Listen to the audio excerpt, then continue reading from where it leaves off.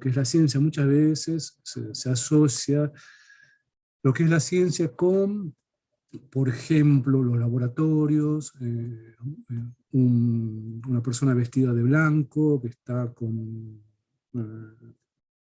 un microscopio, por ejemplo, etcétera, ¿no? Pero la ciencia es mucho más que eso. La ciencia abarca numerosas disciplinas que van más allá de lo que son las ciencias naturales o las ciencias exactas como la matemática. Incluyen, por ejemplo, las ciencias sociales y en este caso también la abogacía.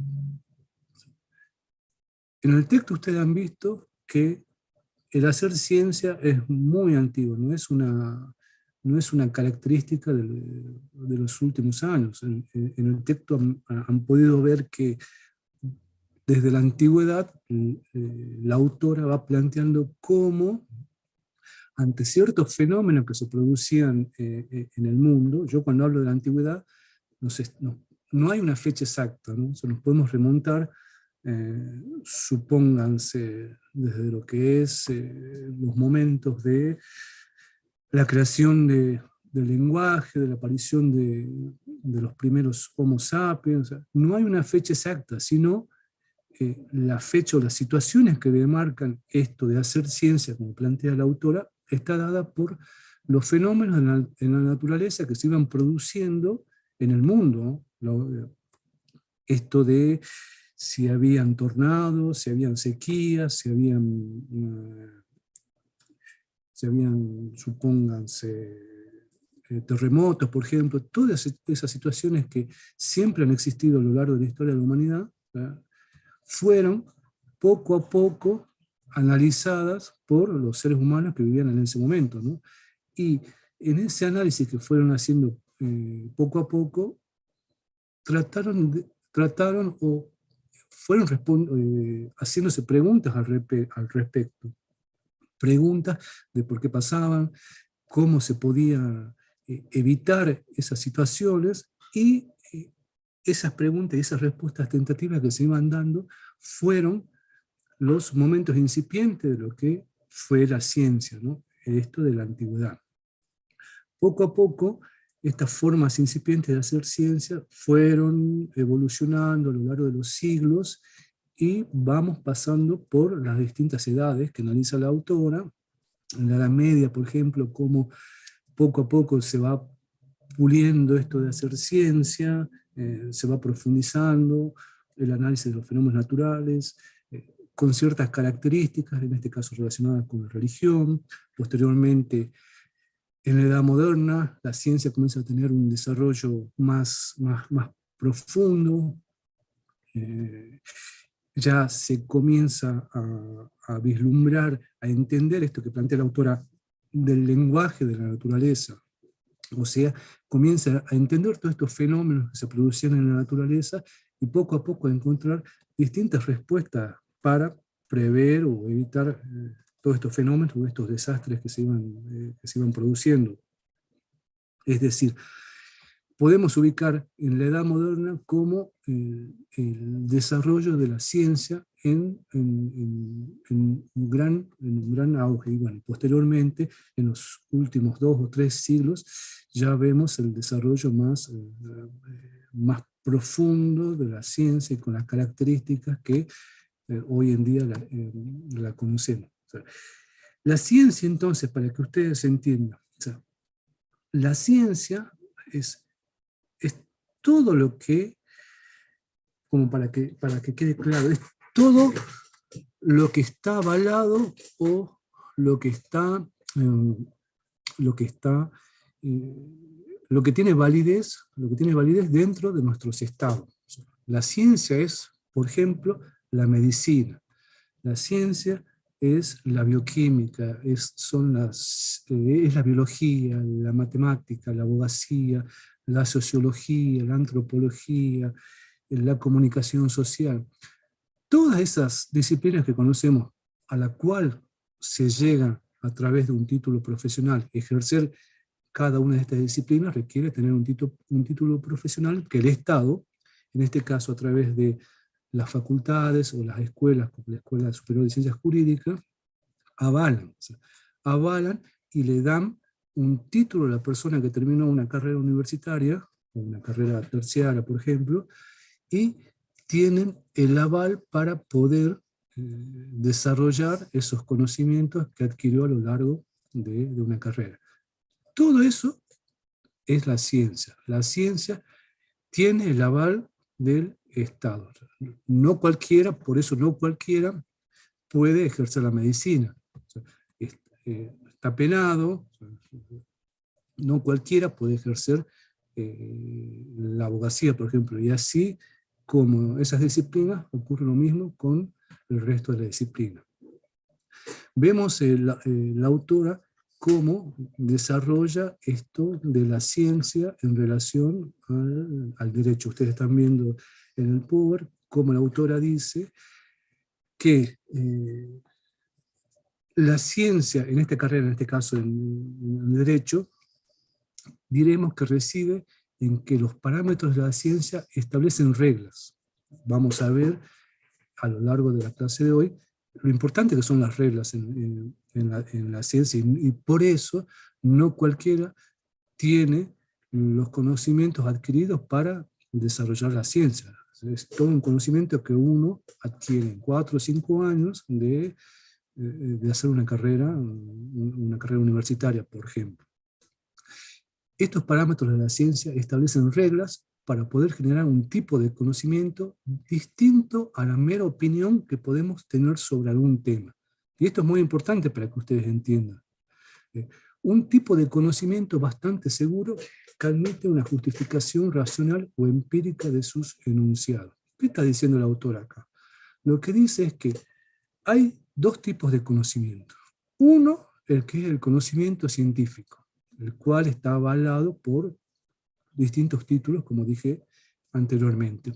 Y hay otros tipos de conocimiento que se los pueden conocer como conocimiento popular, conocimiento, entre comillas, conocimiento vulgar, etcétera, etcétera, ¿no? O sea, ese conocimiento popular es aquel que muchas veces podemos escuchar en el común de las personas o en el común de los discursos ante ciertas situaciones. Les puedo dar un ejemplo.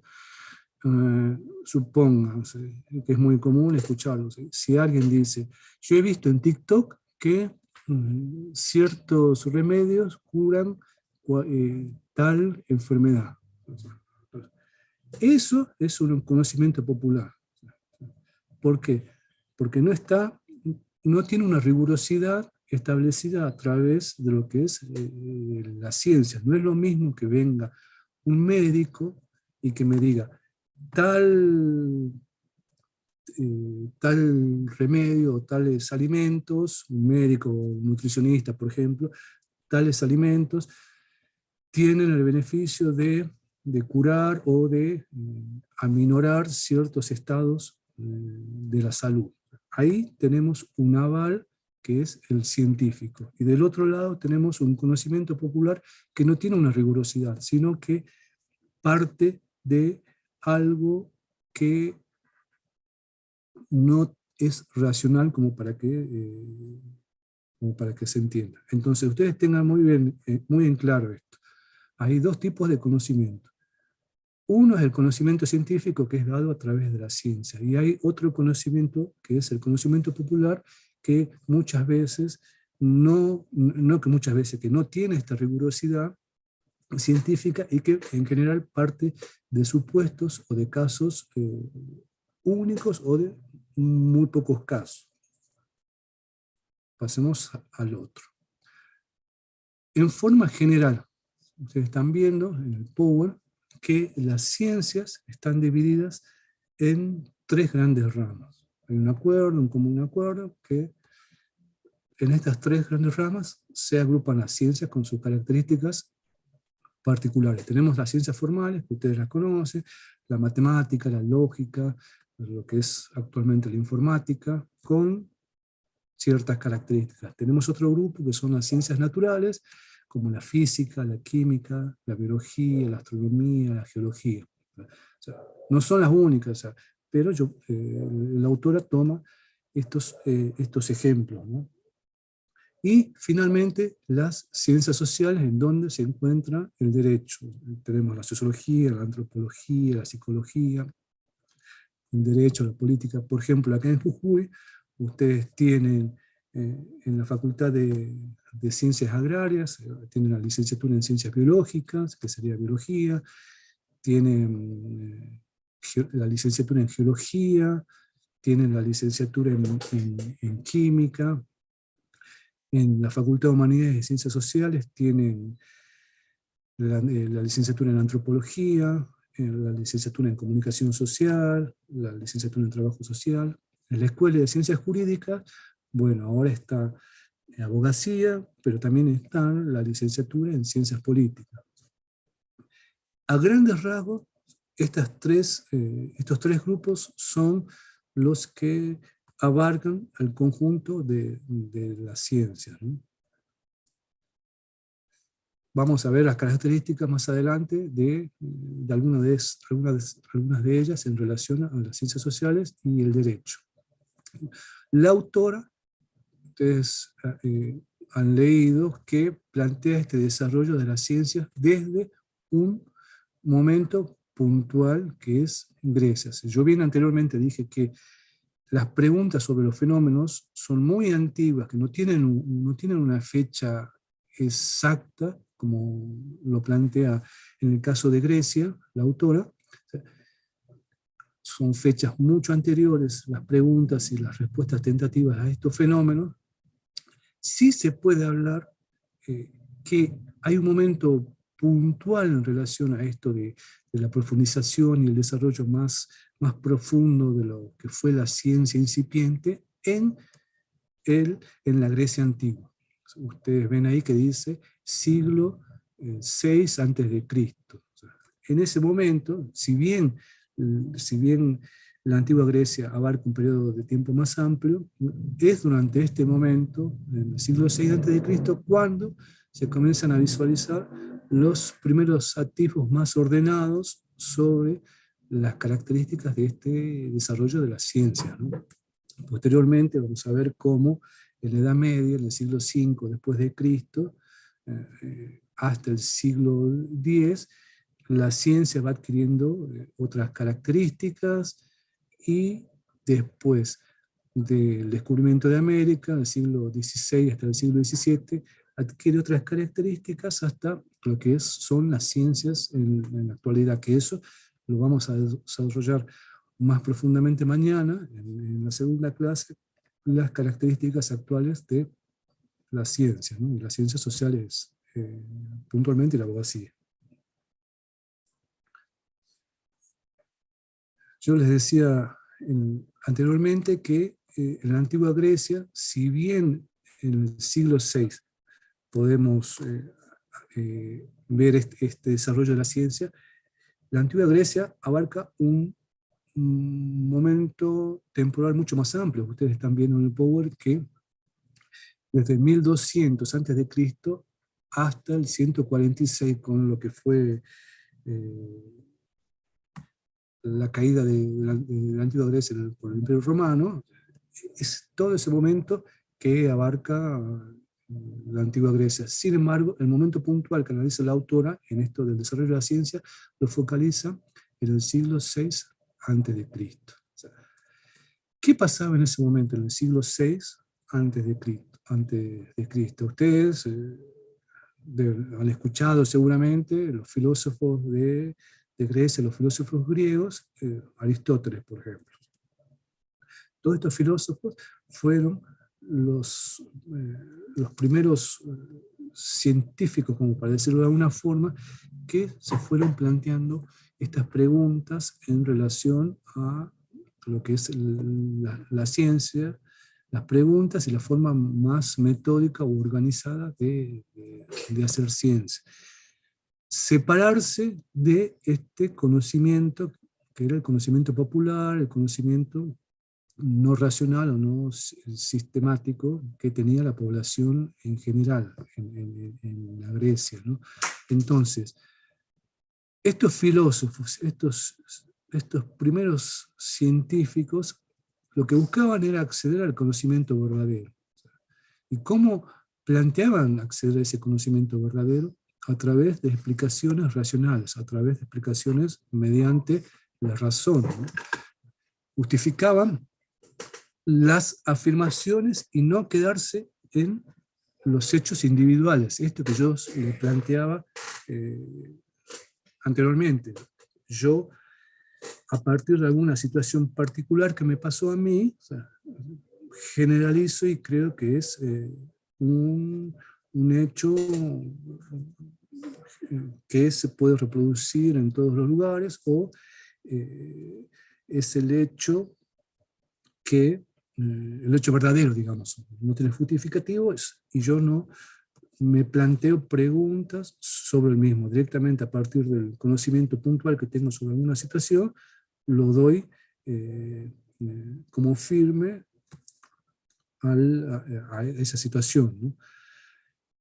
En este momento en Grecia es todo lo contrario. Mediante el razonamiento, estos filósofos buscan obtener la verdad, ¿no? O sea, se alejan de este pensamiento que el texto lo plantea como mudable y contingente, un pensamiento relacionado con la experiencia cotidiana. O sea, cuando yo hablo de estos pensamientos que son mudables, contingentes, del conocimiento popular, muchas veces estos conocimientos parten de una serie de prejuicios, de una serie de estereotipos que, que tenemos, ¿no? Lo vamos a ir desarrollando más puntualmente a lo largo del desarrollo de las ciencias sociales, puntualmente, esto de los estereotipos, los prejuicios. Entonces, Aristóteles, los primeros filósofos en la Grecia, sostenía dos tipos de grados del saber, ¿no? Uno, que el texto dice que es la experiencia, y el otro, el saber o la ciencia. Ustedes vayan viendo cómo van jugando estas dos formas de conocimiento, ¿no? El conocimiento popular, el conocimiento de la experiencia, y aquel conocimiento científico. ¿Qué planteaba Aristóteles con la ciencia, con la experiencia? Él decía esto, que es un conocimiento mudable, es un conocimiento contingente, que está relacionado con lo individual, con fenómenos aislados, algo que le pasaba a la persona, y a partir de ese conocimiento aislado, puntual que tenía, le podía pasar a la persona o a la familia o a algunos conocidos, describía lo que ocurría y lo generalizaba, ¿no? Era un conocimiento inseguro, lo que plantean estos filósofos, puntualmente Aristóteles. Y hacer un conocimiento inseguro, carente de razonamiento, era opinable. ¿Qué quiere decir con opinable? Que era cuestionable, ¿no? A diferencia de esto, estaba el saber o la ciencia. Ustedes recuerden que estoy hablando en la antigua Grecia, ¿no? Este saber o esta ciencia, estos fenómenos naturales que decíamos que iban ocurriendo en estos momentos, en ese contexto, se iban explicando a través de una serie de ideas y relaciones. Toda una serie de pautas sistemáticas, pautas razonadas, pautas que que iban más allá de esto, de lo individual o de lo aislado, ¿no? O sea, basadas en las leyes y las reglas del razonamiento en Grecia. Así, ustedes están viendo que se escribieron distintos libros. Es una de las características de la ciencia, la sistematización, el progreso. Al decir que no son casos aislados, estamos viendo esto, ¿no? O sea, la ciencia va sistematizando su conocimiento. Lo va sistematizando mediante libros, por ejemplo. En esa época eran mediante escritos, ¿no?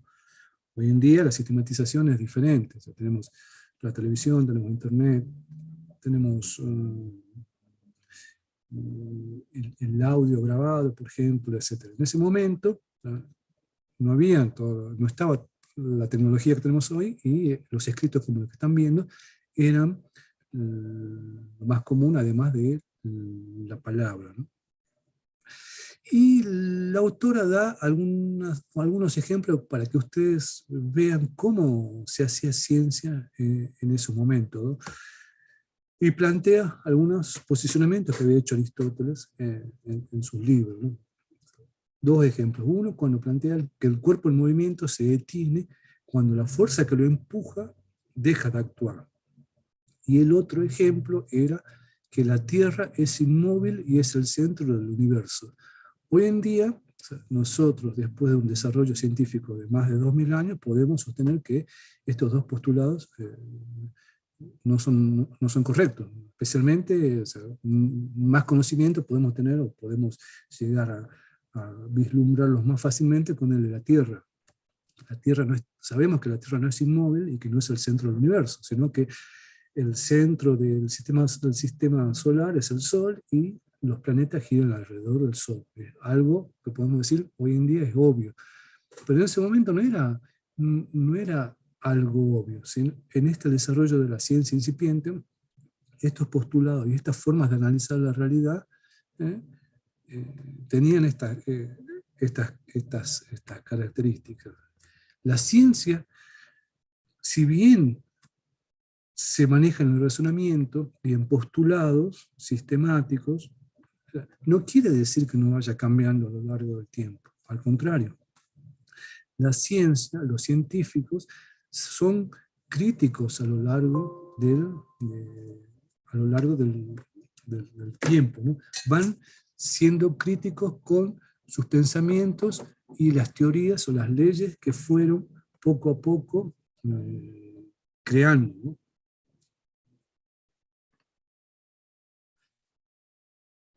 Ustedes tengan en cuenta el contexto en donde se produce este hacer de ciencia, ¿no? La antigua Grecia.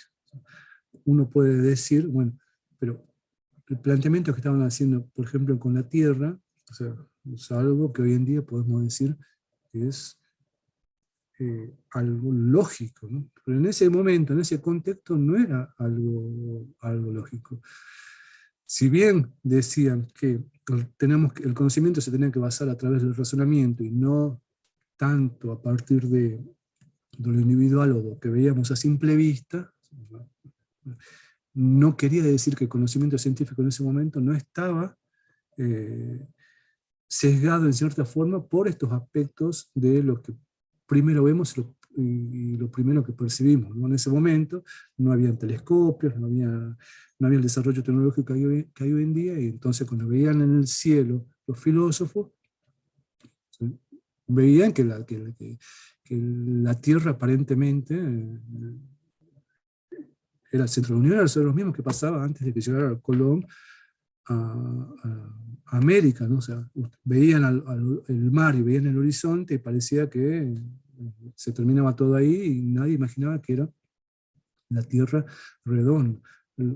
A simple vista, lo que uno podía percibir a simple vista, más allá de que haya un conocimiento científico, esa práctica, esa forma de entender el mundo, el contexto en donde se producía esta ciencia, incidía sobre el razonamiento. Por esto voy diciendo que el razonamiento y el hacer ciencia, el científico va progresando a lo largo del tiempo y desarrollando, como para que ustedes entiendan, va puliendo, va mejorando sus postulados, sus leyes, etcétera, ¿no? A través de una crítica constante. O sea, la ciencia, la crítica sobre los postulados son los aspectos que van permitiendo el desarrollo de la ciencia a lo largo del tiempo. El contexto al que se refiere el texto ¿qué es el contexto? La forma de vida, la cultura, el tipo de relaciones que tenían los griegos, relaciones entre sus enemigos, entre las propias personas que vivían dentro de la Grecia, las distintas comunidades o pueblos que existían dentro de Grecia. Todo eso es el contexto en el que se producía la ciencia o el conocimiento científico, ¿no? Y en el caso de Aristóteles, los científicos más importantes en ese momento, él hablaba de tres ciencias. Una que era la ciencia teórica, la ciencia práctica y la ciencia productiva. Veamos cada una de ellas, ¿no? Bueno, para que ustedes, antes de entrar en esto de estos tres tipos de ciencia, yo coloqué un mapa, colocamos un mapa, como para que ustedes tengan una idea de qué estamos hablando, ¿no? Que era la antigua Grecia, lo que hoy en día es Grecia, bueno, y los dominios que tenía Grecia. No se preocupen que todo esto va a estar subido en el aula para que ustedes después lo puedan analizar, puedan utilizarlo para preparar el examen, ¿no? Comencemos con las ciencias teóricas. Recuerden que eran tres, ¿no? Volvamos. Las ciencias teóricas, las prácticas y las productivas. Comencemos con las ciencias teóricas. ¿Qué plantea? Las ciencias teóricas, según ustedes recuerden que estamos hablando de la antigua Grecia y qué es lo que planteaban en ese momento, en este caso Aristóteles. Él hablaba de tres ciencias y la primera, las ciencias teóricas. ¿Qué consideraba como ciencias teóricas? La matemática, la física, la biología, o sea, las ciencias puras. Después estaban las ciencias prácticas, que eran estas ciencias relacionadas con la conducta humana, la ética, el derecho, la política. O sea, tenemos la ciencia teórica y las ciencias prácticas. Y acá viene una ciencia que nos permite entender a qué hacemos referencia cuando hablamos de esto del contexto y cómo el contexto influenciaba el quehacer de la ciencia o el desarrollo de la ciencia. Según Aristóteles, las ciencias productivas eran aquellas ciencias aplicadas o técnicas. Quizás alguna vez escucharon esto de la ciencia aplicada, ¿no? Las ciencias aplicadas o técnicas que en ese contexto eran las más desprestigiadas. ¿Por qué eran las más desprestigiadas? Porque eran aquellos trabajos, los trabajos prácticos, o sea, los trabajos que eran, por ejemplo, la artesanía, o sea, el desarrollo de las artesanías, o el desarrollo de las armas, la construcción, toda esa ciencia que es aplicada. Tenemos la ciencia teórica, la ciencia aplicada, que sería volcar en lo práctico, en eso que tenemos como ciencia teórica, volcar en lo práctico. ¿Quiénes lo hacían? Lo hacían los esclavos. Entonces, lo que plantea este autor es que el contexto en este momento en Grecia desprestigiaba o eran desprestigiadas las ciencias productivas. ¿Por qué? Porque era un desarrollo de un sector que tenía toda una serie de prejuicios, de una posición en la sociedad negativa, como eran los esclavos, ¿no? Entonces ahí vemos esto de la influencia del contexto. O sea, ¿quiénes eran los esclavos? Esto que estamos viendo acá. Los esclavos eran los artesanos, en general los artesanos, los dueños de las casas que hacían artesanías, no eran esclavos, sino que en general eran griegos, pero habían comprado esclavos y tenían un grupo de esclavos que trabajaban para ellos, y lo mismo para las fábricas de armas o la construcción. O sea, este es el contexto al que hace referencia Aristóteles. Y acá, ¿cómo interviene? Estamos hablando de ciencia y cómo interviene el derecho en la Grecia, ¿no? En la antigua Grecia.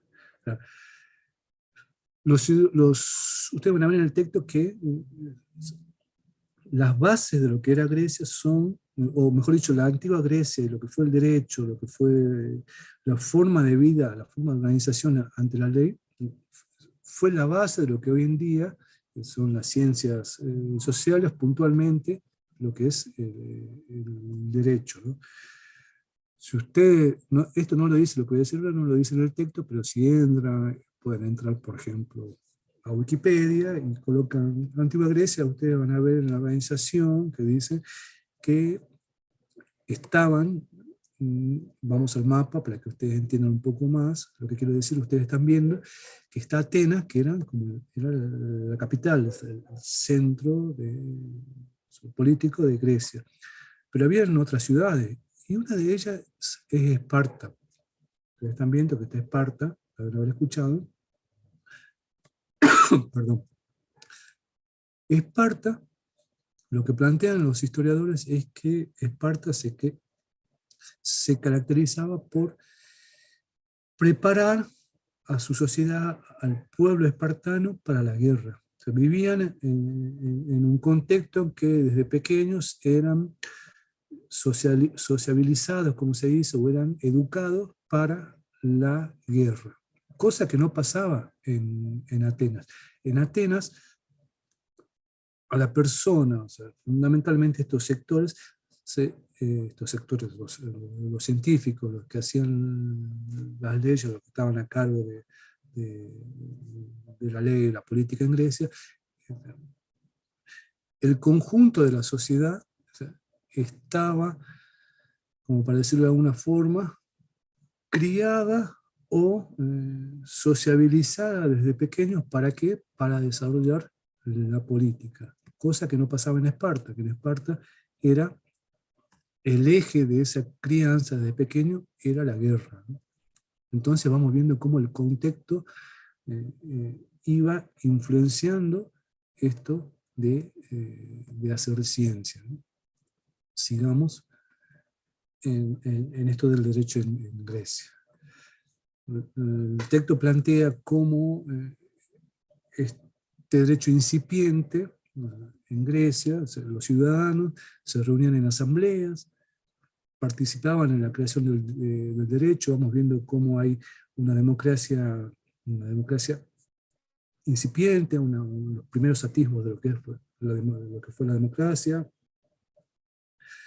La ley, la aplicación de la ley quedaba en manos de los ciudadanos, se reunían en tribunales, decidían qué pena aplicar. Ustedes van viendo cómo hay ciertas características que hoy en día las vamos conociendo en nuestra sociedad, en el caso puntual del derecho, ¿no? Hay muchas similitudes, pero estamos hablando de 2500 años antes del presente. No estamos hablando de 50 años o 100 años atrás, sino 2500 años antes del presente. Cada persona se representaba a sí misma, y acá hay un aspecto que plantea la autora, que hay cierta diferencia en lo que es en la actualidad, que no había abogados ni juristas. Pero las bases sobre lo que fue hoy en día la democracia o el derecho están en la antigua Grecia. Y ahora, en el texto ustedes van a ver que después de analizar, de explicar un poco lo que fue la ciencia en la antigua Grecia, lo que fue el derecho, la autora pasa a la Edad Media. Y acá ya se ve el primer gran contraste en esto de lo que fue hacer ciencia. Si en la antigua Grecia los filósofos como Aristóteles iban razonando, se iban preguntando los causales de todos los fenómenos que se producían alrededor de los individuos, esto de hacer ciencia, más allá del conocimiento individual o el conocimiento popular, pasa todo lo contrario en la Edad Media. ¿Qué se produce en la Edad Media? En la Edad Media, el papel que tiene la teología o la religión es muy importante. Es tan importante que las respuestas a todos esos fenómenos que se producían, a todas las dudas, las preguntas que se iba haciendo el ser humano en la Edad Media, giraban en torno a la respuesta divina, o sea, la respuesta dada por la religión. Y hablamos de una sociedad occidental, en este caso, hablamos de lo que fue en la Edad Media la religión católica, ¿no? todo giraba, todas las respuestas giraban en torno a lo divino. Entonces, el orden natural, como ustedes lo están viendo en el Power, como está en el texto, todo esto que están viendo en el Power es sacado de los textos, no son cosas que no están en el texto. Esto del orden natural estaba establecido por Dios. El conocimiento científico, como lo venían planteando los griegos a través de un razonamiento, de un análisis de lo empírico, de una sistematización, de una reflexión, o sea, no pasa en la Edad Media, sino las respuestas a todos estos fenómenos estaban dados en Dios, y puntualmente en lo que eran los escritos o la Biblia, ¿no? Estos de los textos religiosos. Y desaparecen todos los textos que no eran acordes, bueno, ahí está mal escrito, no eran acordes a lo cristiano, digamos. En este caso, todos los textos griegos, como en el caso de Aristóteles. Todo eso desaparecen o no son aceptados en Edad Media. Y al ser las respuestas divinas, no había una unificación legislativa. O sea, todo rondaba la explicación divina en la Edad Media. No había una unificación legislativa. La aplicación de estas leyes, ¿de quiénes dependía? Dependían del estamento feudal. O sea, en primer lugar, dependían del rey. El rey era la imagen divina de Dios en la tierra, ¿no? Y a partir de ahí, estos estamentos feudales, o eh, digamos, como para que se entienda, estos pequeños grupos que eran la nobleza que estaban distribuidos en los reinados, ¿no? Entonces, ¿quiénes eran los que unificaban, los que impartían esta legislación o su aplicación? Eran estos soberanos, a través de las llamadas cartas, por ejemplo. Y que estas cartas no eran a todo el común o a toda la población que vivía en los feudos, sino que eran a los grupos, o grupos puntuales, eh, que eran la nobleza, ¿no? O sea, estaba el rey, pero después estaban supónganse, los príncipes, estaban bueno, yo me voy a acordar, no me acuerdo los distintos estamentos feudales que había, pero eran un conjunto que el monarca establecía o aplicaba las distintas leyes. Entonces estamos viendo una diferencia a lo que había sido la antigua Grecia. Ustedes recuerdan cómo se legislaba, se aplicaba, si bien no habían abogados ni juristas, pero se reunían en grupos, ¿se acuerdan? Creaban o aplicaban las leyes, etc. Una cosa que es completamente diferente a lo que pasaba en la Edad Media. Si uno piensa, si uno va analizando lo que planteaba anteriormente, esto que la ciencia va desarrollándose a lo largo del tiempo, va teniendo un desarrollo en forma creciente, no quiere decir que el contexto, las situaciones que se dan, terminen incidiendo, terminen afectando este desarrollo, ¿no? Si uno analiza la historia de la humanidad, va a darse cuenta que la ciencia se fue desarrollando a lo largo del tiempo, pero hubo algunos momentos en donde tuvo un crecimiento exponencial, un crecimiento notable, fundamentalmente en los últimos siglos, en los últimos 300 años. Pero hubo otros momentos en donde se aplacó, ese desarrollo no fue muy importante, dado por el contexto, y en este caso por el contexto de la influencia de lo que fue la religión en la Edad Media, ¿no? Se crea un aspecto importante que se va desarrollando acá, es la creación de las primeras universidades en Occidente, que sería en este caso Europa. En Italia se crea la Universidad de Padua, son las primeras universidades que se crean en Occidente, son universidades en donde se imparte el derecho, ¿Y por qué se va impartiendo el derecho? La autora plantea que se producen situaciones muy particulares en Europa, ¿no? Esto de las invasiones, de la llegada de otros continentes, especialmente los pueblos que eran los pueblos del sur, ¿no? O sea, los árabes, que tenían otra religión, pero a su vez también tenían formas de entender, de desarrollar políticamente, de organizarse políticamente y de desarrollar y aplicar sus leyes de forma muy diferente a las que habían sido las europeas, que estaban basadas en Roma, en el Imperio Romano, ¿no? ¿Y qué pasaba? Llegaban a estas poblaciones con ideas diferentes y se producía, como para que se entienda, un choque, ¿no? Un choque de perspectivas, de hacer y de practicar las leyes. O sea, las europeas basadas en los romanos y las de los emigrantes que estaban basadas, practicadas a través de lo que era la sociedad árabe. Y en esta confluencia de estas perspectivas, entonces se decide o se aplica en las universidades el impartimiento de lo que era el derecho y la aplicación del derecho para analizar estas situaciones que terminaban siendo conflictivas. Y acá entramos a una palabra que vamos a ver eh, dentro de un rato, el conflicto. O sea, como el conflicto es el eje de las ciencias sociales, y es el eje también del derecho, ¿no? Pero lo vamos a desarrollar dentro de un rato. Otra de las universidades, de las primeras universidades, es en la Universidad de Bolonia o Bolonia, que se crea en el 1088 después de Cristo, también en Italia, considerada la más antigua.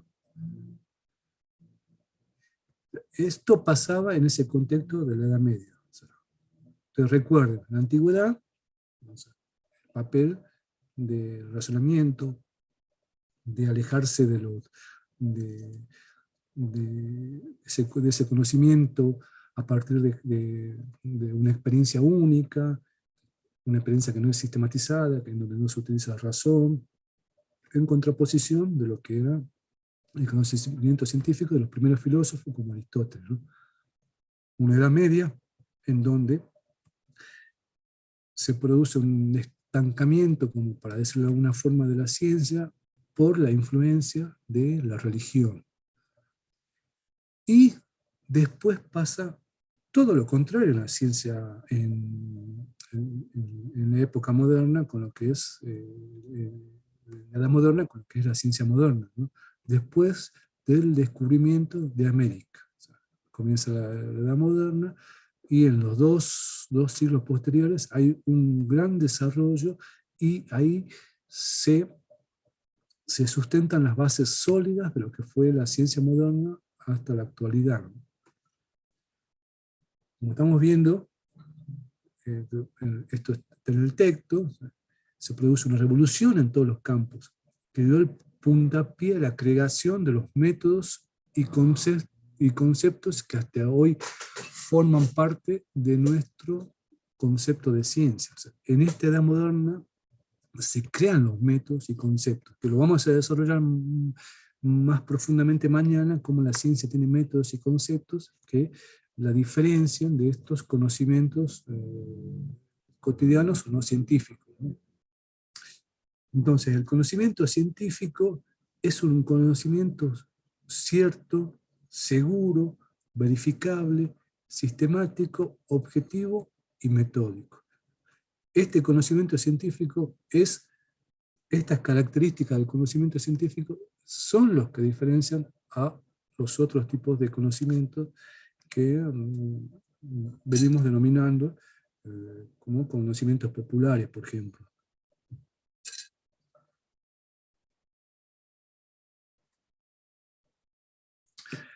En la Edad Moderna aparecen ya pensadores o científicos que comienzan a desarrollar y aplicar estos avances profundos en la ciencia. Deben haber escuchado, por ejemplo, Copérnico, Nicolás Copérnico, con lo que fue los primeros planteamientos sobre que la Tierra no es el centro del universo, sino que gira alrededor del Sol. Ustedes recuerden que es un posicionamiento que fue muy criticado, pues, por la visión de la Edad Media de la religión y la Tierra como centro del universo, y no como lo planteaba posteriormente Copérnico, ¿no? Bueno, a eso también se- a eso también apoya Galileo Galilei, defendía ese modelo heliocéntrico de Copérnico, o sea, lo va sustentando a través además de un razonamiento, o sea, una justificación o validación de una forma que pueda justificar eso dicho y cómo lo hacía. O sea, en este caso, a través de lo que fue la creación del telescopio. Una cosa era decir que había un modelo heliocéntrico, y otra cosa era decir que había un modelo heliocéntrico y yo lo sostenía, o ellos lo sostenían a través de un telescopio que permitía sustentar y dar validez a lo que estaban planteando con las palabras. ¿Por qué? Porque el telescopio lo que hacía era mostrar las lunas de Júpiter, cómo orbitaban. Entonces, estaban demostrando mediante la tecnología, los avances tecnológicos, esos planteamientos científicos. Lo que hoy se dice son las hipótesis. O sea, yo tengo un problema, tengo unas hipótesis y tengo que verificar las hipótesis a través de todo, eh, toda una serie de elementos tecnológicos que me permiten dar validez o no a esto que estamos planteando. Entonces, Fernando, ¿sí? perdón, ¿me escuchás? ¿Sí? Te interrumpo 2 segundos para que, bueno, puedas tomar un poco de aire también y decirte, primero yo te escucho perfecto, yo te escucho muy bien. Hay algunos alumnos que ponen en el grupo que se te escucha muy bajo, pero no sé si será un problema de ellos porque yo, por mi parte, yo te escucho bien. Este, Luego, traten de usar el grupo de chat para hacer preguntas sobre la clase. Yo, digamos, estoy apuntando algunas preguntas que ustedes hacen, algunas preguntas atinentes a la clase, para después pasársela al profesor Sadir, y él, o en la clase de mañana o el día viernes, va a contestar las preguntas que ustedes están haciendo. Traten de no utilizar el grupo de chat para cuestiones que no tengan que ver con la clase, ¿sí? Por favor, porque si no se hace difícil la lectura, y bueno, nada, eso, traten de usar el grupo para hacer preguntas sobre la clase o sobre el material, ¿no? Va de suyo que la clase en sí misma es simplemente un apoyo, una referencia, una guía del material de lectura que ustedes tienen que haber leído, y que por supuesto sobre ese tema tienen que venir las preguntas, ¿no? Bien. Así que nada, era eso, Fernando.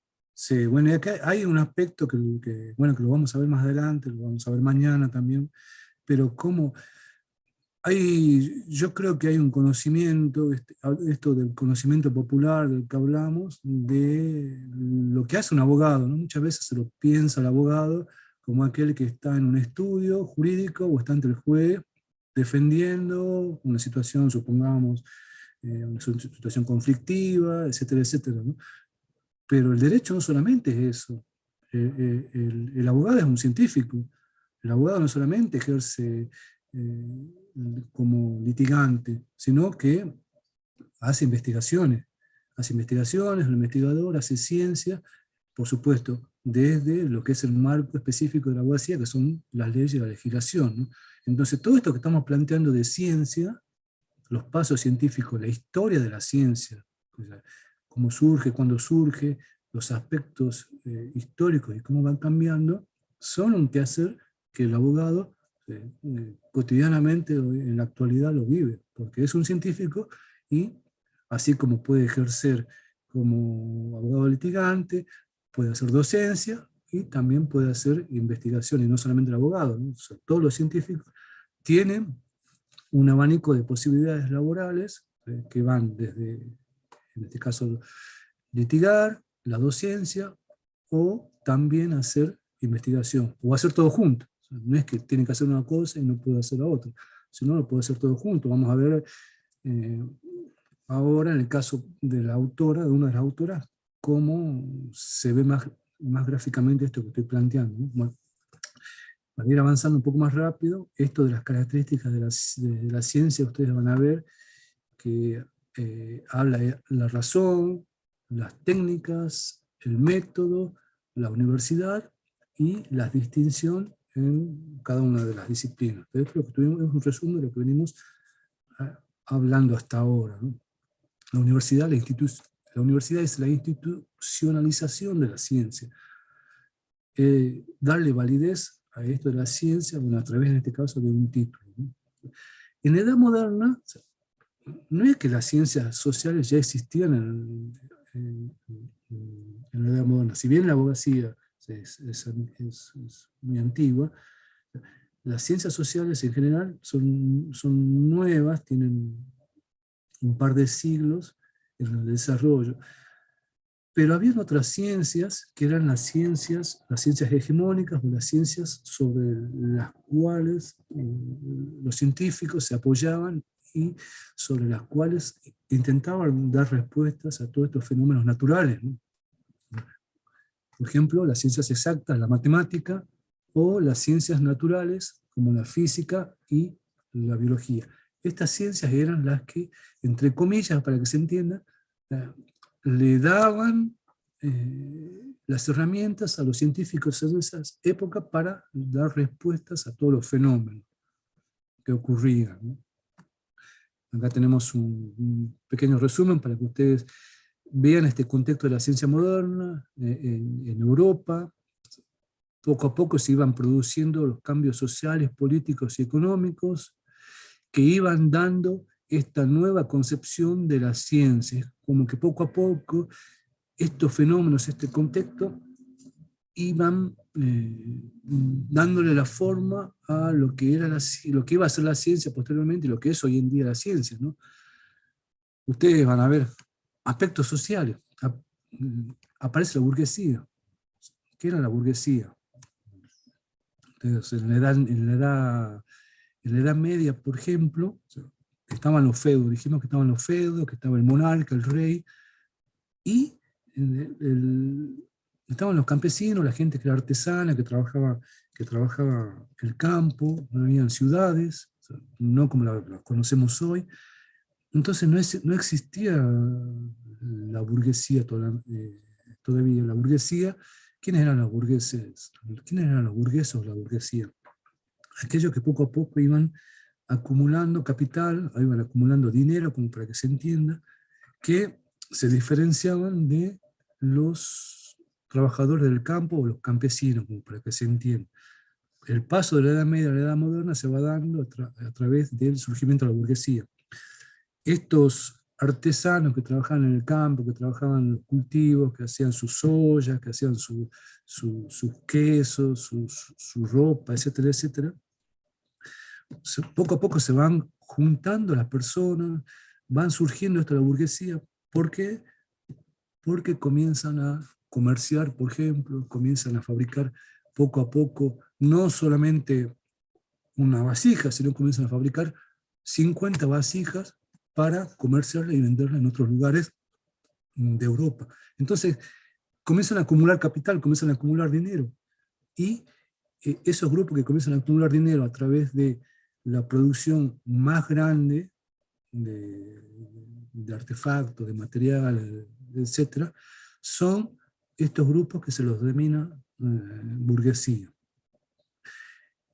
Y estos aspectos sociales, además de la burguesía, ustedes van a ver en el texto que el descubrimiento de América y lo que fue la explotación colonial. Todo está relacionado, ¿no? O sea, la explotación colonial sirvió ¿para qué? Para que un sector o un grupo pueda acumular este capital, pueda acumular el dinero, como para que se entienda, y formar estos sectores más ricos o la burguesía. Entonces comienza a surgir la burguesía.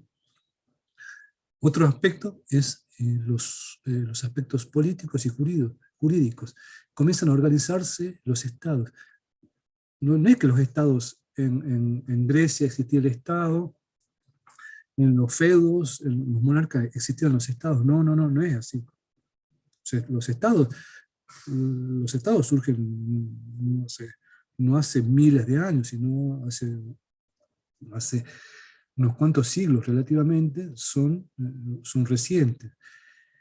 Estos estados que son incipientes, que poco a poco comienzan a organizarse, no es que el Estado surge de un día para otro. Hoy no existía el Estado y mañana aparece el Estado de repente, sino que es un proceso que poco a poco se va dando con el tiempo, y es en estos primeros siglos de la Edad Moderna que se comienzan a organizar los Estados. ¿Y qué son los Estados?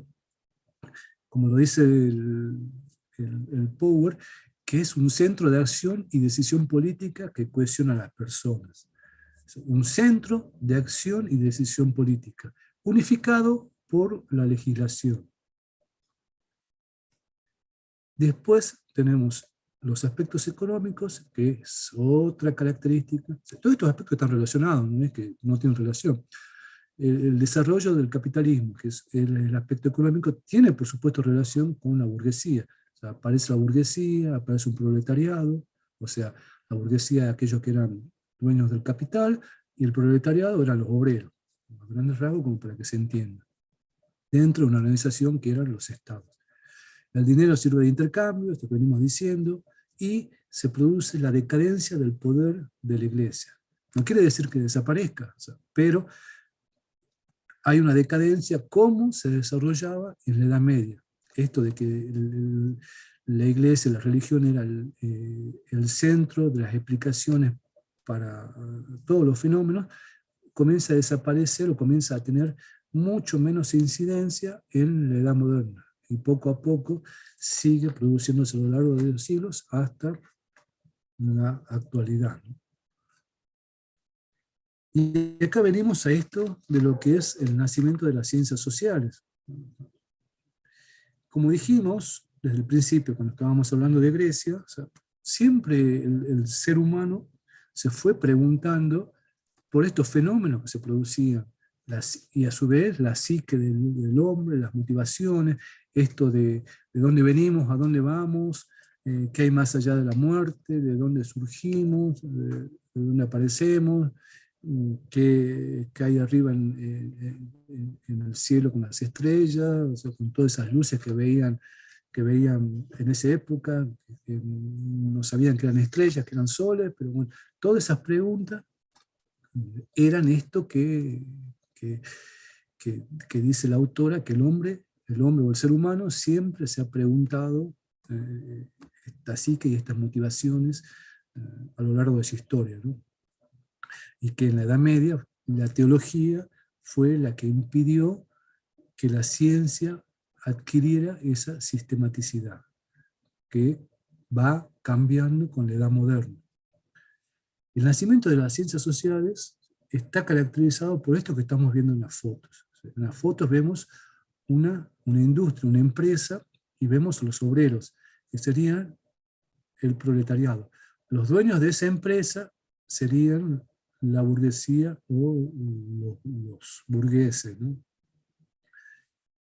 El nacimiento de las ciencias sociales está dado por el cuestionamiento que se produce al orden dado en la sociedad. Y esto es muy importante para que ustedes entiendan, porque es el eje de lo que fueron las ciencias sociales y lo que son hoy en día las ciencias sociales, incluidas el derecho. Y el derecho, al igual que las otras ciencias, no es una ciencia aislada. No es que el derecho ejerce el derecho y los abogados ejercen el derecho y no se apoyan en otras ciencias. Al contrario, así como el derecho se apoya en otras ciencias para ser no solamente litigante, sino para hacer docencia o para hacer investigación científica, las otras disciplinas también, sea la sociología se apoya en la antropología se apoya en la sociología, ambas se apoyan en la historia, en la psicología, depende del tema que se trate, cada una se apoya en otra. Por eso se habla de la interdisciplinariedad de la ciencia. No se desarrollan individualmente la ciencia. Entonces, este cuestionar al orden dado en la sociedad cambia o produce un quiebre a partir de la Revolución Francesa. Ustedes recuerden que anteriormente estaban los fedos, estaba el monarca, que era el centro del universo, más o menos, que era la imagen divina en la tierra. Había una organización que estaba dada a través de la monarquía. Con la Revolución Francesa cambia todo eso, se comienza a cuestionar esta situación de organización que tenía la sociedad, que venía arrastrada a través de siglos, ¿no? Y este cuestionamiento al orden generó un grave problema. O sea, comenzó a surgir el problema en la sociedad y el conflicto en la sociedad, que no era tenido en cuenta o no era un problema anteriormente. O sea, ya sea porque, no estoy diciendo que no había problemas en la sociedad, lo que estoy diciendo es que no era un tema de análisis para los científicos, ¿no? Bueno, acá estamos viendo esto de lo que eran el proletariado, los obreros, la fábrica. O sea, pasan de, ahí seguimos viendo algunas imágenes, otra imagen, pasan de una situación de un trabajo que estamos viendo acá, que era el que se venía desarrollando desde la Edad Media o antes, que era un trabajo individual, un trabajo familiar, que era el de las artesanías. No era una producción, una gran producción, no producían 2, 3, 10 productos, digamos, al mes, y lo vendían, lo usaban ellos, lo intercambiaban, y pasa a una producción industrial en donde esta burguesía contrata a los trabajadores, a los obreros, al proletariado, y tiene una producción en masa. Ya no produce 10 al mes, sino produce 10.000 al mes. O sea, 10.000 al mes, y esa producción la vende. Esta revolución francesa, en donde se cuestiona el orden que venía siendo establecido a lo largo de los siglos, genera lo que decimos el conflicto. O sea, genera un conflicto. O sea, los científicos comienzan a preguntarse sobre ese conflicto y dan surgimiento de las ciencias sociales, ¿no? Pero también, o sea, esto del surgimiento de las fábricas está dado por toda una serie de fenómenos de crecimiento o una explotación, como para que se entienda, de la ciencia, o sea, en su crecimiento, que fue dado por la revolución industrial. O sea, las ciencias en general, las distintas disciplinas tuvieron un despegue impresionante durante la revolución industrial, y surgieron todos estos aspectos tecnológicos que hasta el momento no habían existido, de la aparición supóngase, de la luz, las maquinarias como el vapor, o sea, toda una serie de descubrimientos tecnológicos que fueron permitiendo esto que estamos viendo en la foto, el desarrollo de la industrialización, ¿no? Y de los países europeos centrales en relación a países industrializados. Entonces se produce un cambio. Pasan de los artesanos, del trabajo familiar, trabajo individual, una pequeña producción, a una producción en masa con gran cantidad de personas, que son los obreros o el proletariado, y es una producción en conjunto, muchas personas produciendo, y una producción en serie, que quiere decir una producción sistemática. Todos los días voy produciendo 10, 20, 50, 100 productos, y no como puede ser una producción familiar artesanal de que no es en serio, digamos. Esto es lo que decíamos anteriormente, que lo plantea la autora, es una cita textual de la autora, que o sea, es una situación paradójica, ¿no? ¿Por qué? Porque si la ciencia produjo con la revolución industrial tantos aspectos tecnológicos, desde algo tan sencillo que puede parecer hoy en día como la aparición o la creación del jabón, el jabón, algo que es tan cotidiano pero que antes no existía. O sea, el jabón eh, permite que nosotros, o en ese momento, las personas puedan algo tan sencillo de lavarse las manos y a su vez evitar toda una serie de problemas en la salud que quizás anteriormente, no que quizás, que anteriormente generaban toda una serie de enfermedades, por ejemplo. Entonces, así como ejemplos tan sencillos o tan cotidianos hoy en día, o sea, habían o se produjeron cientos y cientos en ese momento. Entonces, esto que plantea la autora, que es como una paradoja, ¿no? Si han existido tantos avances en la ciencia, produjeron tantos cambios en esto de las respuestas a los fenómenos culturales, a las respuestas que permitían que los seres humanos tuvieran menos problemas, ¿qué es lo que pasa? Se alivia, por un lado, los problemas o el trabajo humano, se da soluciones a todos estos problemas que habían sido históricamente vistos por el ser humano a lo largo de su historia, la mejora de la educación, la mejora de la cultura, la mejora de las condiciones de vida, y sin embargo, se producen toda una serie de conflictos en las ciudades, en estas ciudades que poco a poco iban creciendo, que iban apareciendo en Europa específicamente, y comienzan a surgir toda esta serie de conflictos que están basados fundamentalmente en la explotación.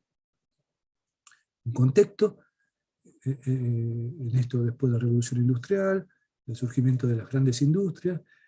Ustedes tengan en cuenta que durante la Edad Media la gente donde vivía en el campo, se desarrollaba sus actividades en el campo, surgen las ciudades, surgen las industrias, se produce una migración del campo a la ciudad, las ciudades crecen, y esa migración que llega a las ciudades, o sea, ¿dónde trabajan?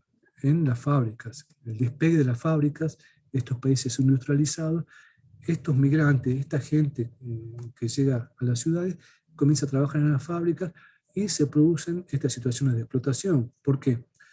Porque la masa de los trabajadores, o sea, la masa de estos obreros, o sea, eran o recibían una paga minúscula en relación a lo que ganaban los burgueses o los dueños de la fábrica. Teóricamente en las ciencias sociales esto fue analizado por el marxismo, ¿no? Se producen los conflictos por estas diferencias en cuanto a un grupo y otro grupo. Los más poderosos, los más ricos, eran la burguesía, y los explotados, los más pobres, eran los trabajadores. Toda esta serie de situaciones generan un conflicto. O sea, generan un conflicto que da el surgimiento a lo que fueron las ciencias sociales, ¿no? O sea, las ciencias sociales surgieron para analizar estas situaciones conflictivas que se daban en este momento. Y así, en este surgimiento de las ciencias sociales, no es que las ciencias sociales surgieron de un día para el otro, ¿no? O sea, hoy no existían las ciencias sociales y mañana sí existen, y ya tienen todo un desarrollo teórico, un desarrollo sistemático, un método que los diferencia de otras ciencias como las ciencias naturales, por ejemplo, las ciencias exactas como la matemática, la biología. No, al contrario. Ustedes tengan en cuenta que las otras ciencias, ciencias exactas, las ciencias naturales, tenían muchos siglos de desarrollo, tenían una historia mucho más antigua que las ciencias sociales. Y esa antigüedad de estas ciencias había logrado plasmarse en un desarrollo de los métodos, en un desarrollo de las leyes, en un desarrollo de todo esto que planteaba Aristóteles o los filósofos griegos, de lo que era la sistematización de la ciencia, el orden de la ciencia, el pensar mediante la razón, mediante la producción de leyes, etcétera, etcétera. Todo eso lo habían desarrollado las ciencias exactas y las ciencias naturales durante siglos. Y de pronto surgen las ciencias sociales. Y las ciencias sociales nacen con esa influencia, con la influencia de las ciencias naturales fundamentalmente.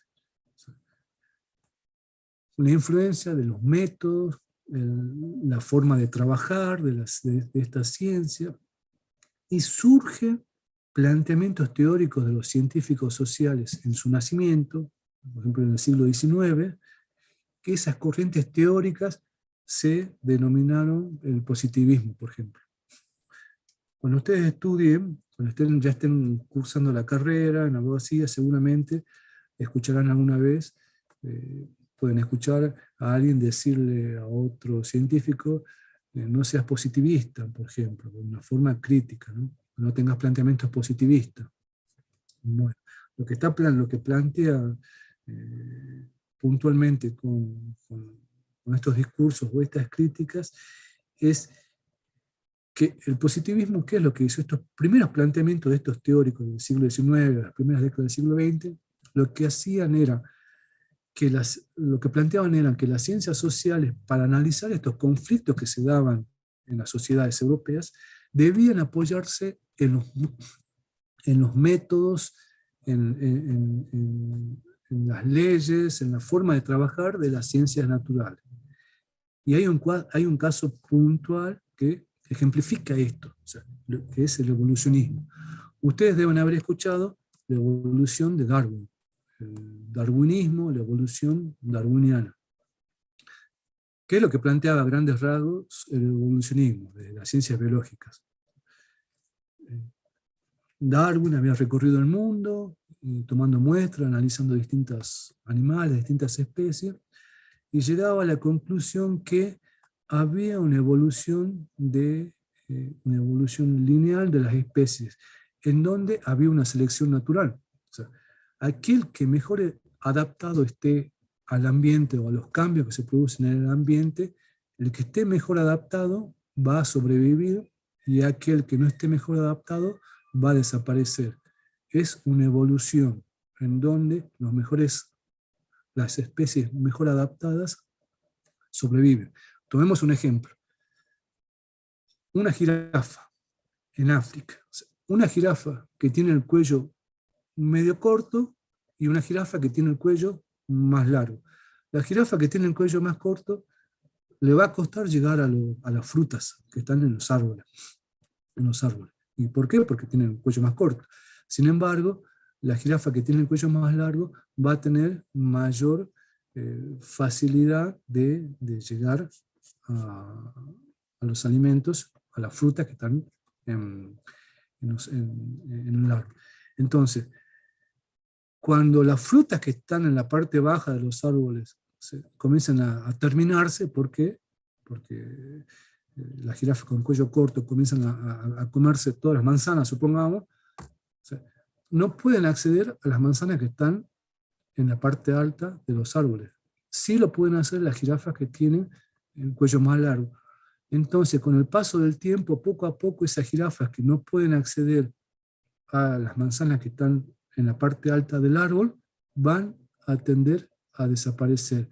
Y las jirafas que tienen el cuello más largo se han adaptado mejor al ambiente o a los cambios que se producen en el ambiente. Yo cuando digo cambios, supónganse, puede ser una sequía, puede ser una inundación, puede ser distintos fenómenos naturales, en donde aquellos que mejor estén adaptados a esos cambios sobreviven y los otros desaparecen.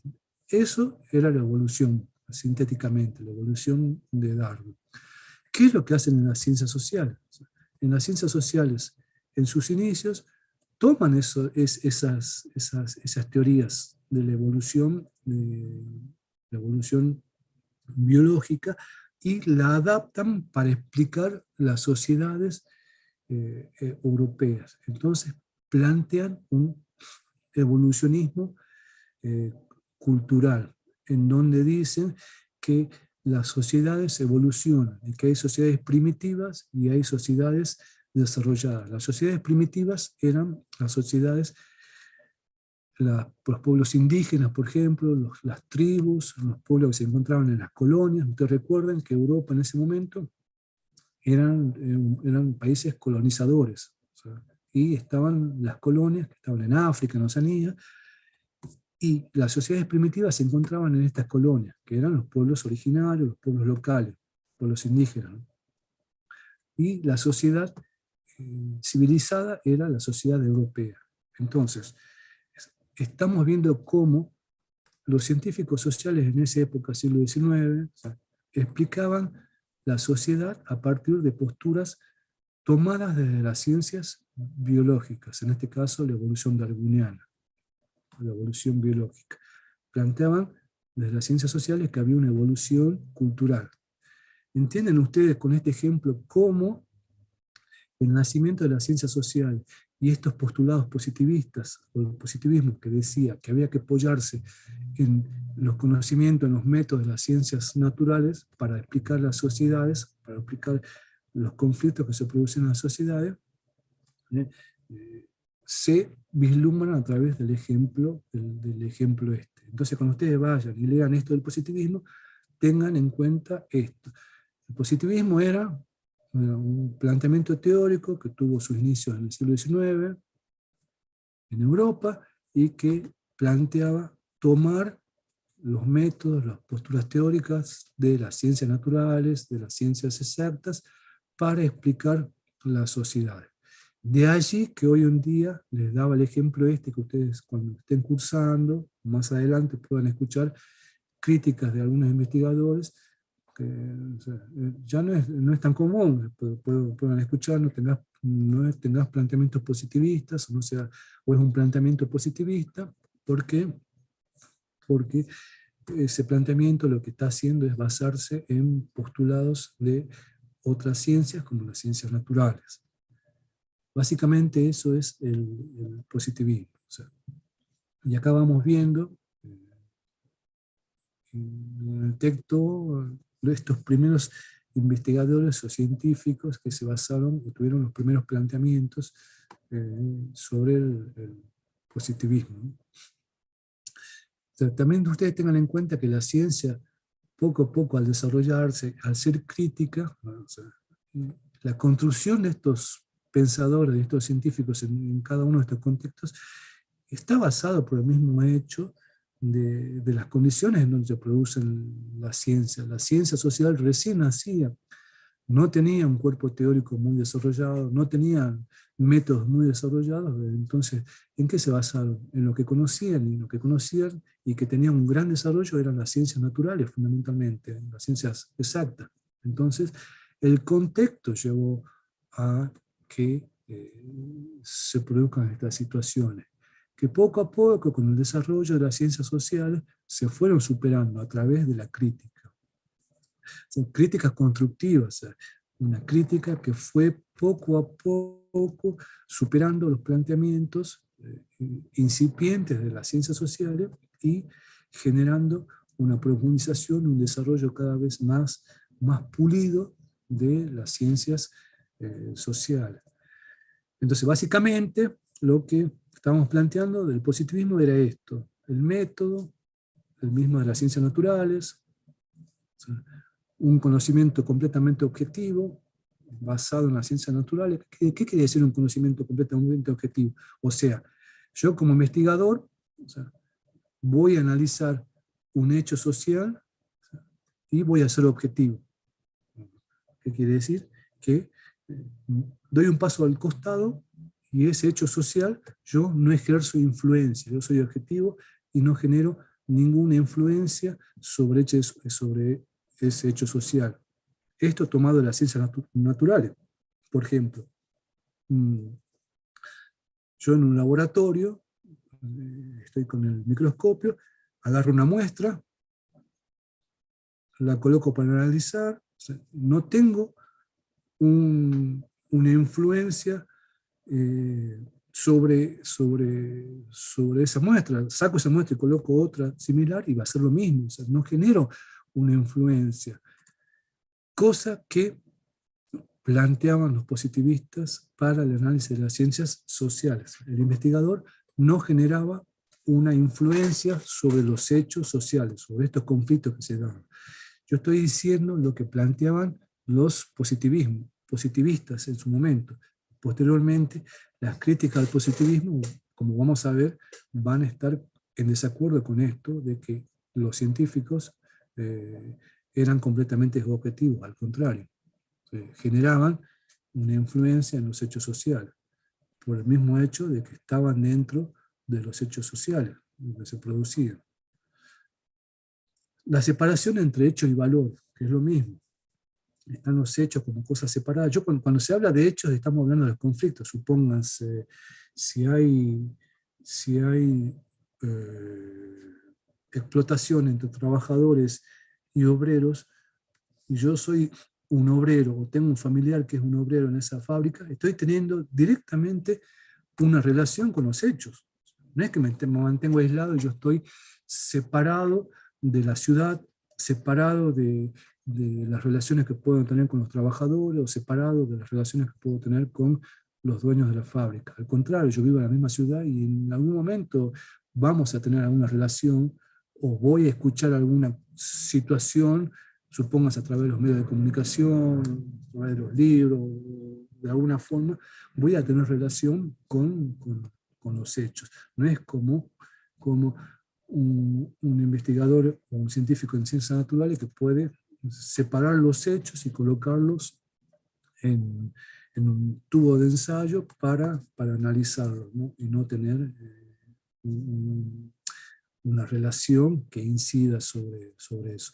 Y el otro punto eran las leyes, el establecimiento de las leyes. Así como en las ciencias naturales, las ciencias exactas, se generan leyes, que las leyes que después se reproducen, o sea, supónganse, puede ser la ley de la gravedad. La ley de la gravedad ocurre acá en Jujuy como ocurre en la China. Entonces yo supongo que si ocurre acá, va a ocurrir allá, es una ley. O sea, no es que se da de una forma acá y de otra forma allá, es una ley. O sea, se produce en todos lados de las mismas formas. Yo sé que se va a producir de esa forma. Entonces lo que querían hacer los científicos positivistas en este surgimiento de las ciencias sociales era establecer leyes para que estos planteamientos sean utilizados, así como en Europa, en Argentina, en Jujuy, en África, en todos los lugares, ¿no?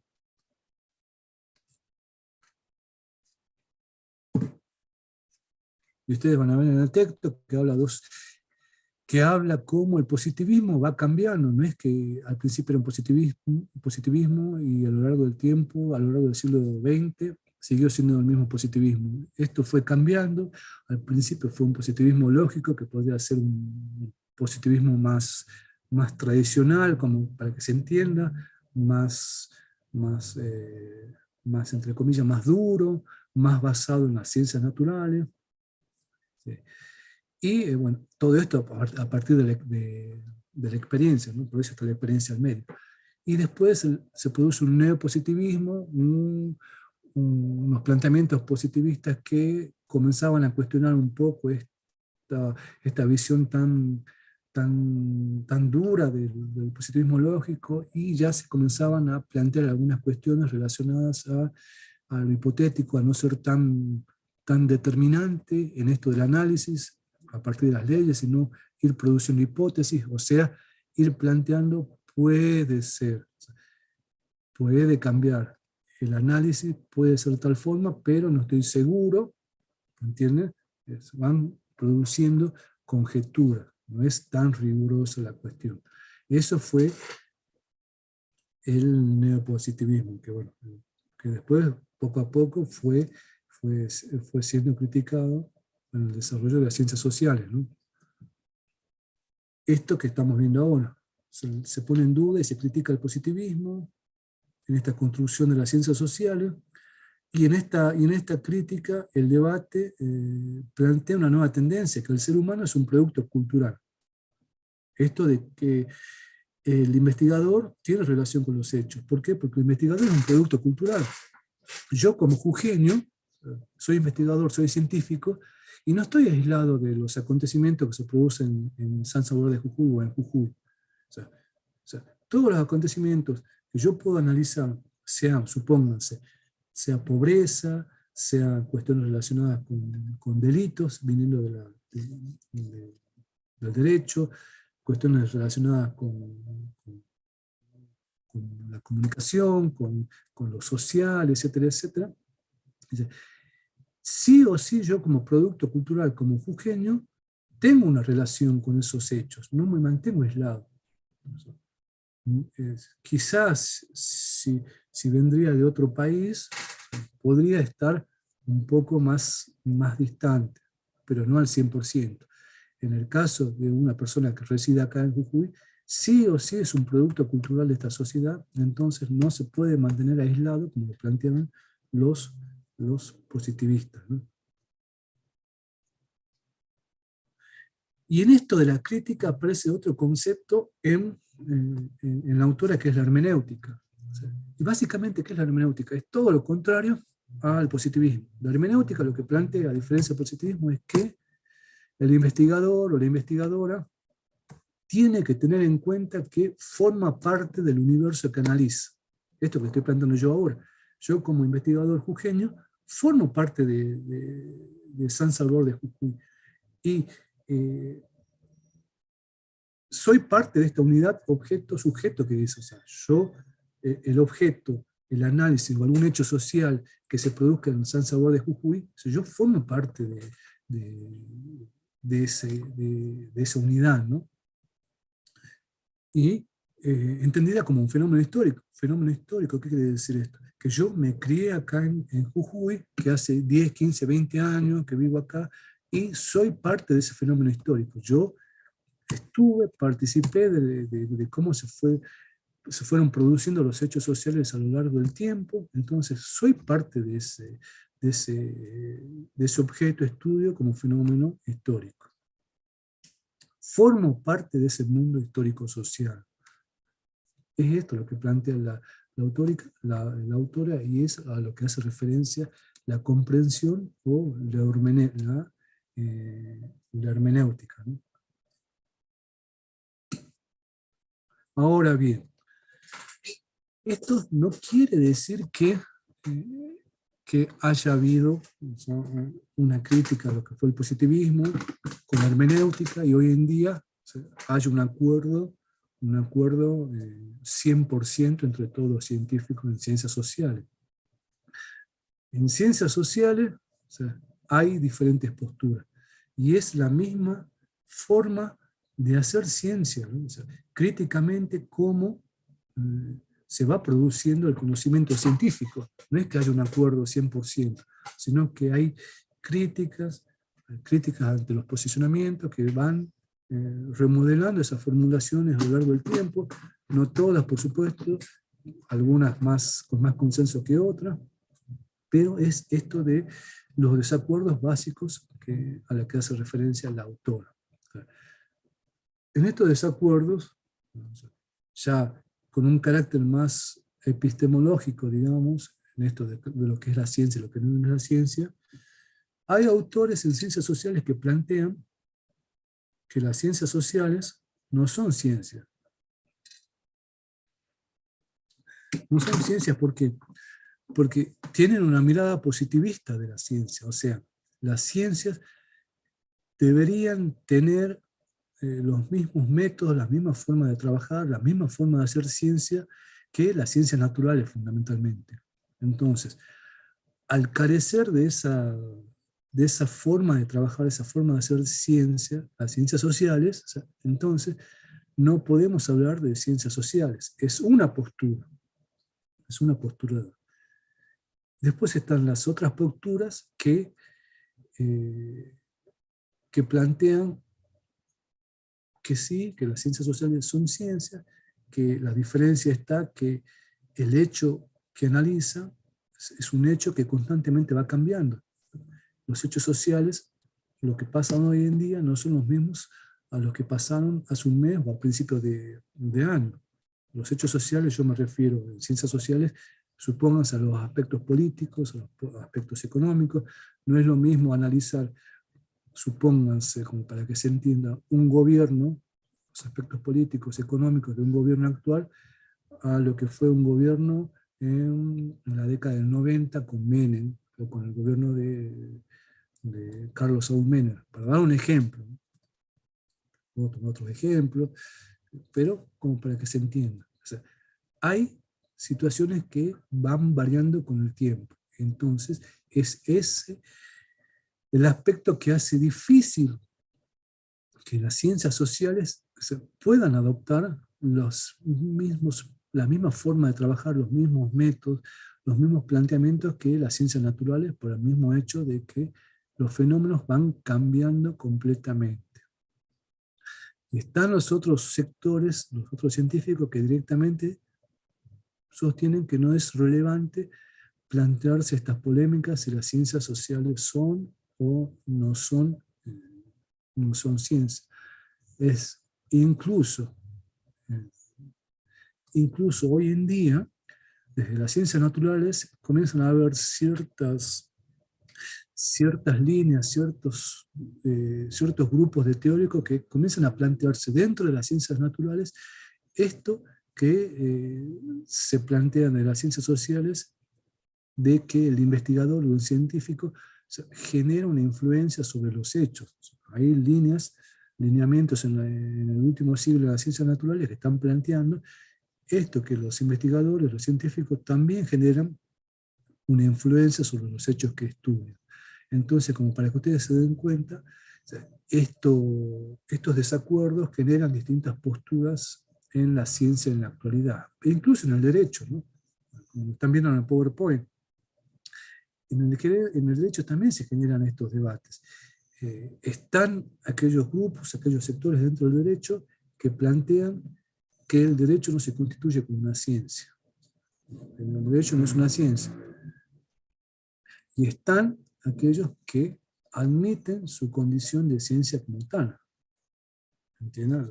Las posturas son diferentes. Por supuesto que hay posturas que son más hegemónicas que otras. ¿Qué quiero decir con hegemónica? Que hay posturas que tienen un mayor consenso que otras. Pero lo vamos a desarrollar un poco más en la clase de mañana. Y le puse el ejemplo, le busqué este ejemplo de la autora que vamos a ver mañana, la abogada, que es Zenica Celaya, María de las Nieves Zenica Celaya, que es Buenos Aires, que es de La Plata. Y ustedes vean, ya yo les puse los datos para que entendamos. María es abogada, pero María también tiene un magíster en Derechos Humanos y es doctora en Ciencias Jurídicas y Sociales. Ejerce docencia, es profesora adjunta en la universidad, pero además es investigadora, está desarrollando investigación, es docente investigadora categorizada 2. En Argentina, en la estructura científica de la Argentina, el Estado organiza esa estructura científica a partir de una categoría de los investigadores. Son 5 categorías. Está la categoría 5, que serían aquellos investigadores que recién se han recibido, que recién están desarrollando antecedentes, en general en su mayoría son licenciados o abogados, no tienen títulos de posgrado, no tienen muchos antecedentes, poca experiencia, entonces presentan sus papeles cuando hay convocatorias y entran dentro de la categoría 5. Y aquellos que entran dentro de las categorías que van subiendo, supónganse la categoría 2 o la categoría 1, son aquellos que tienen título de posgrado, por ejemplo, magíster o doctores, que tienen doctorado, que tienen muchas publicaciones de libros, proyectos de investigación, etcétera, etcétera, etcétera. Entonces, esos docentes e investigadores entran en categorías 2, 3, 2 o 1. El que está dentro de la categoría 1 es el que tiene muchísimos más antecedentes. De lo mismo cuando es uno investigador del CONICET, ¿no? O sea, los abogados, en este caso, por ejemplo, esta autora puede ser investigadora del CONICET, o sea, y desarrolla casi al 100% sus actividades como investigadora o haciendo ciencia, ¿no? O sea, ustedes vean que en este caso Zenica Celaya, o sea, tiene muchos artículos publicados, está haciendo ciencia. O sea, miren los artículos, el derecho al agua en Latinoamérica. Está analizando distintos fenómenos sociales o situaciones problemáticas en distintos contextos y en distintas situaciones en donde entra el derecho, ¿no? Entra lo jurídico. En este caso, el problema del agua, las empresas transnacionales y la prestación de servicio del agua. Ustedes están viendo que la autora tiene una línea enfocada en sus investigaciones que están muy relacionadas con la legislación, el derecho y la problemática del agua. Pero lo que quería decirles es que estamos viendo cómo en estas las diferentes posturas, o sea, acá un caso puntual como es el texto que tenemos, la abogada desarrolla docencia, por supuesto que desarrolla como abogada litigante, desarrolla docencia, pero a su vez también es investigadora o se desarrolla como científica. Entonces estamos viendo una postura, una de las posturas en esto de los distintos posicionamientos, ¿no? Van a ver en el texto también que el texto hace referencia a esto de lo que fue la escuela de Frankfurt o la teoría crítica, ¿no? La teoría crítica, ¿qué es? Básicamente. O sea, hablamos de un positivismo al principio. El positivismo eran los investigadores que querían o planteaban que las ciencias sociales debían adoptar una mirada, una forma de trabajar como las ciencias naturales, ¿no? Después aparecen las críticas a partir de la hermenéutica o la comprensión, y en ese contexto de desarrollo de las ciencias sociales aparecen un grupo de investigadores, científicos sociales en Alemania que se llamó la Escuela de Frankfurt, que estamos viendo en la foto, que esa sería la Escuela de Frankfurt, en Alemania, en Frankfurt, y que desarrolló una corriente teórica que se llamó la teoría crítica, que básicamente, ¿qué es lo que quería hacer esta teoría crítica? O sea, trabajar o plantear una teoría interdisciplinar. O sea, que los hechos sociales, que los conflictos que las ciencias sociales analizan en las sociedades, tienen que ser analizadas de una forma interdisciplinaria. Que las respuestas no se van a dar solamente por el desarrollo y el análisis de una sola ciencia.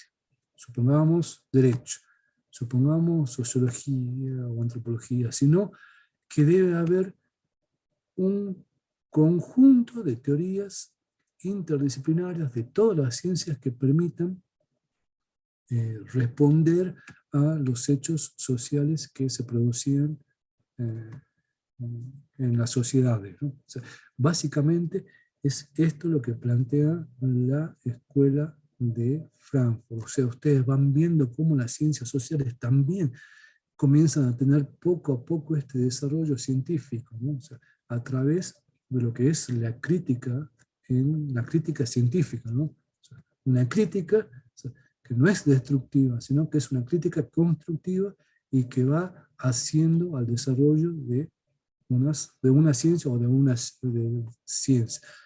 Así como se lo plantea para las ciencias sociales, pasa lo mismo para cada una de las ciencias. La construcción de cada ciencia se hace a través de la crítica. Pasemos al otro. Bueno, este es sintéticamente lo que plantea la teoría crítica, la comprensión, la hermenéutica, la filosofía juega un papel fundamental, el concepto eje es el conflicto, esto que venimos planteando. El conflicto en las ciencias sociales es el eje.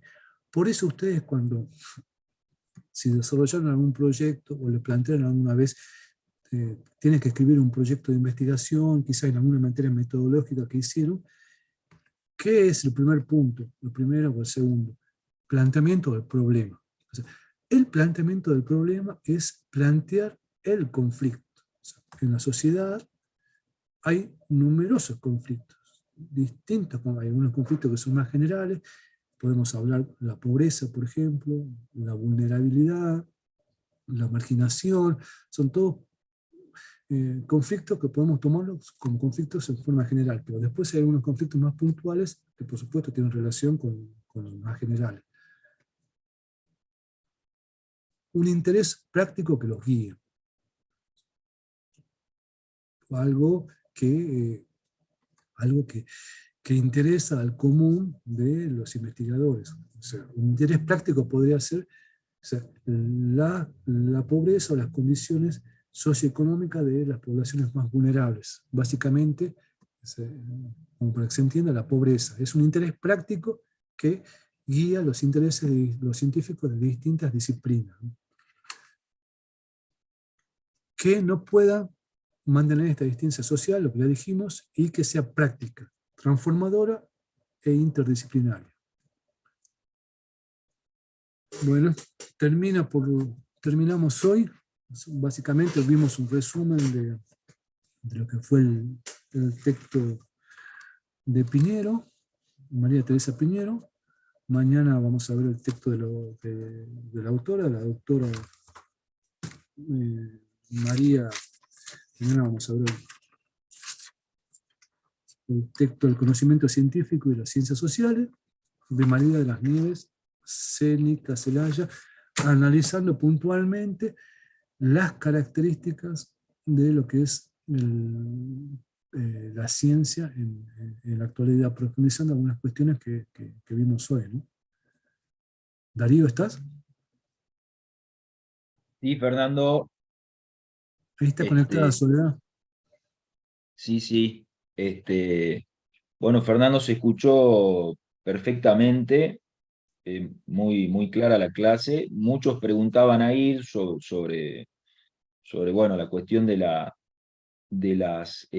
preguntas que ellos iban formulando. Como dijimos anteriormente, yo he ido registrando las preguntas pertinentes, las preguntas sobre el material, sobre la clase, están todas registradas y se las voy a pasar después a Fernando para que él pueda ver en qué momento oportuno las puede ir respondiendo, ya sea mañana o bien el viernes en la clase general que vamos a tener. Bueno, recordemos que mañana va a seguir Fernando con su exposición y el miércoles y el jueves voy a continuar yo y el viernes tendremos finalmente un cierre general. Bueno, está Soledad Ríos, que es coordinadora de escuelas de la Universidad Nacional de Jujuy, y como habíamos anunciado al principio, se van a dar algunas explicaciones sobre la cuestión de algunos que habrían tenido inconvenientes técnicos en el módulo pasado en el examen. Está también Marcelo Santo, que ahí lo estoy incorporando a la sala, que es quien trabaja en el área virtual. Así que Soledad, te cedo la palabra. Muchas gracias, Darío. Gracias, Fernando. Buenas noches. Aprovecho para saludar. Buenas noches.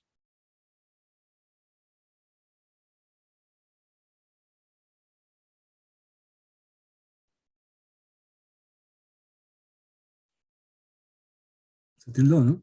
Eh, se cortó, se cortó la conexión, ¿no? Con Soledad. ¿Vos la escuchás, Fernando? ¿Me No. escuchan? Hola, ¿qué tal? Hola, Marcelo. Hola, Marcelo. ¿Cómo ¿Cómo andan todos? estás? ¿Qué tal? Deme un minuto que ya me comunico con ella, a ver qué se solucione. Aguarden en unos instantes, por favor. Bueno, como yo le fui diciendo, Darío, voy a subir el Power al aula para que lo tengan y lo puedan ver. Lo voy a subir en un formato video de 5 minutos aproximadamente. Pueden poner pausa, así que no van a tener problema en ese sentido. Bien, bien, bien.